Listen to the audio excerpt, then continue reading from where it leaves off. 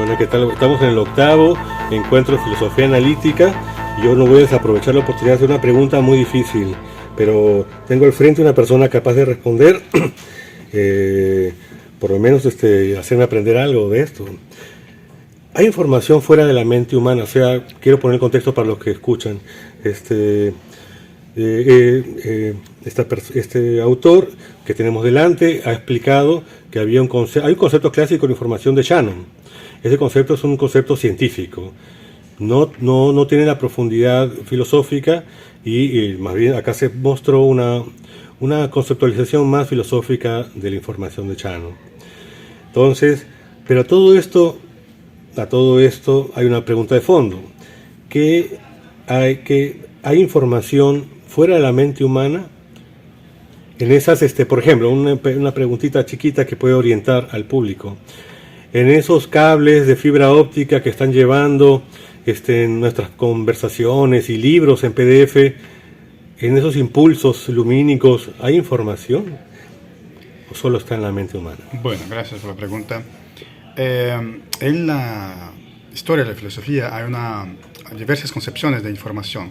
Por ejemplo, podríamos encontrar en Aristóteles o en Platón la idea de formas en Platón y la idea de causa formal en Aristóteles, que, digamos así, dan la forma a los objetos y a partir de ahí constituyen los objetos. Entonces, el punto de partida sería la información. El punto de partida para formación de los objetos sería la información. Esta información está fuera de la mente humana. En el mundo. Está en el mundo de las ideas o está en la causa formal, el ser, la esencia, en Aristóteles, por ejemplo. Bueno, en la modernidad hay una virada, un viraje que se considera que la información está en la mente humana principalmente. Entonces, por ejemplo, la información en ese sentido estuvo relacionada con el conocimiento. Yo tengo informaciones acerca del mundo y transmito esta información a los otros. Contemporáneamente, hay diversas teorías sobre la información y si está dentro o fuera de la mente. Una teoría que a mí me gusta, que estudio, es de Fredericksky, que entiende que la información está fuera del mundo. Entonces, por ejemplo, si hay un árbol que cae en la floresta y no hay ningún sistema cognitivo capaz de capturar la información a sí mismo está allá. Bueno, esta información es posible de ser capturada y es independiente de cualquier sujeto cognitivo, y es posible de ser capturada y direcciona la acción. Y constituye cognición y direcciona acción. Entonces veo un árbol cayendo, por ejemplo, captura la información de que el árbol está cayendo, si está cayendo por encima de mí, y esto produce una creencia de que el árbol está cayendo y, por tanto, un aspecto cognitivo que en la perspectiva de Deretsky es internalista, es interna a la mente, y ahí sí me fujo, me distancio del árbol que está cayendo. Entonces, la información está en el mundo, nosotros capturamos y, bueno, produce creencias y nosotros agimos en el mundo y, bueno, vamos adaptando nuestros comportamientos y creencias a partir de los errores que cometemos y observamos los errores, corregimos, vamos capturando nuevas informaciones y ahí vamos nos adaptando, ajustando al mundo. Esto es un panorama general y, bueno, muy rápido acerca de tu pregunta. Entonces, según esta última teoría, ya no en Aristóteles, ¿hay información en el mundo? El Platón y Aristóteles no hablan directamente del concepto de información. Por ejemplo, es la información, en este sentido de la filosofía aristotélica o platónica, es la acción de dar forma, en este sentido, de dar forma a algo. Entonces, por ejemplo, podemos tener una materia, un pedazo de madera, por ejemplo, pero sin tener forma, no podemos decir si esa madera es una cadera o es una mesa o algo así. Lo que dice-nos acerca de algo, do que es algo, es a acción de dar forma. Entonces, no es, para Platón y Aristóteles, por ejemplo, no es bien el concepto de la información o información propiamente dicha, es una adaptación, ¿no? Pero contemporáneamente sí, es el concepto mismo de información. Pero me preguntas, ¿lo que es la información? Es el gran problema de la filosofía. Y eso no quise preguntarlo porque...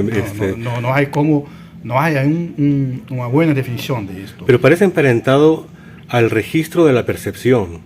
Es algo así como que, digamos, si yo soy... Ahora que han hablado de la inteligencia animal, si yo soy un cuervo y veo un león, veo dos leones que vienen, yo puedo avisar, creo, a otros pájaros con mis gritos. Hay dos cosas grandes, algo así, y son dos, no son tres, no es uno. Entonces no está un poco emparentada el registro de la percepción. O sea, no es solo percepción, porque hay una conceptualización. Sí, ahí está, digamos, estamos trabajando con la información empírica que viene por medio de los sentidos. Podríamos hablar en otro tipo de información que, por ejemplo, que son teóricas, la matemática, por ejemplo, o algo así que no capturamos la información por medio de los sentidos.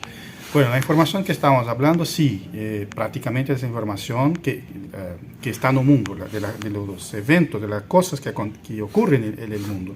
Entonces capturamos por los sentidos y ahí podemos producir conceptos, por ejemplo, que son conceptos empíricos, direccionados al mundo y percibidos por medio de los sentidos, ¿no? Bueno, ahí está ese concepto que sería... algo emparentado al registro de las sensaciones.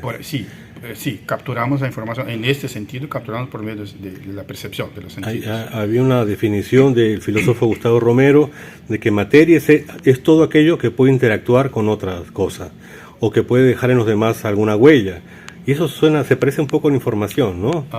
Bueno, podría ser, pero pensamos ahora en conceptos que podrían, por ejemplo, en conceptos artísticos, que podrían no ser producidos por información semántica, por información perceptual. Los mundos de las matemáticas, donde el número, por ejemplo, ¿por cuál sentido capturamos el concepto de número? Es un problema y el número es un concepto terriblemente difícil de capturar. Sí, ahí está, pero podríamos decir que, bueno, capturamos la cantidad, un objeto, dos objetos, y ahí creamos forma, proporción, concepto de número. Pero no sé si así es. El concepto de número podría ser pensado como un concepto puramente teórico, un concepto que no sea advindo esencialmente de la observación. O sea, es una disputa filosófica, si el conocimiento viene de los sentidos o de la razón propiamente dita. Y si viene de los sentidos, bueno, si el principio del conocimiento es o no la información. Entonces hay teorías distintas. Podríamos pensar que ni siempre un concepto es formado por medio de la información.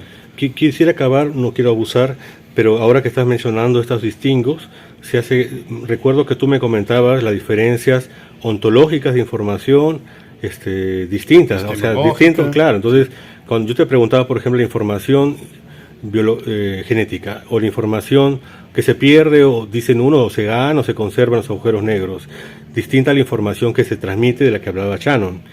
Pero entonces hay distintos niveles de la información. Si pudieras aclarar eso.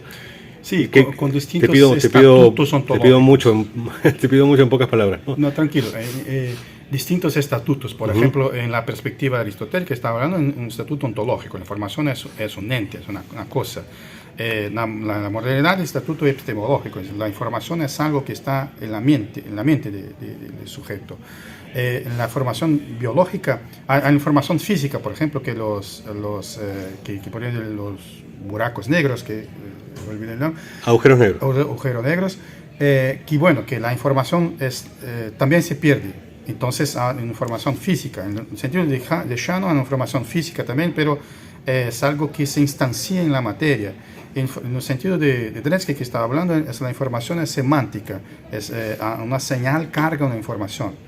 En la información genética, por ejemplo, podría decir que había los cuatro nucleótidos. Exacto, básicos que se juntan y constituyen un ser, como yo, que tengo ciertas Y características. tiene un decodificador, porque hay moléculas que decodifican, traducen, transcriben. Esas son las palabras que usamos los biólogos. Sí, esto constituiría la información que diríamos que hace lo que soy yo. El cáncer, por ejemplo, podría decir que hay una divergencia de la información. Una mala interpretación o una especie de entropía, diría ya, ¿no? Sí, podríamos Sí. analizar de este modo. Sí. Que hubo un conjunto de eventos que no era... Tergiversaron. Que produjo una entropía en el sistema y tal. O entonces podríamos decir que el contenido informacional presente en las células es diferente de que el contenido informacional en células que no sean cancerígenas, que sean sanas. saludables. O sea, sin duda la enfermedad y la muerte incluyen mayor entropía, más desorden, y ahí hay como una especie de, pareciera como si flotara alrededor de las ideas de Shannon también. Podríamos interpretarlo de este modo. Yo creo que con mucha precaución. Sí, pues esta es la cuestión, que si quiera decir cómo podríamos terminar esta charla, podríamos decir así: hay como interpretar de diversos modos, de diversas perspectivas informacionales, lo que ocurre en el mundo. Por ejemplo, en el punto de vista de Shannon, en el punto de vista de Dretske, en el punto de vista de Luciano Floridi, por ejemplo. Y ahí, bueno, y estoy citando apenas un grupo de pensadores, podría pensar, por ejemplo, en el sentido de Bateson, que entiende la información con una construcción entre el sujeto cognitivo y el mundo y el ambiente y tal.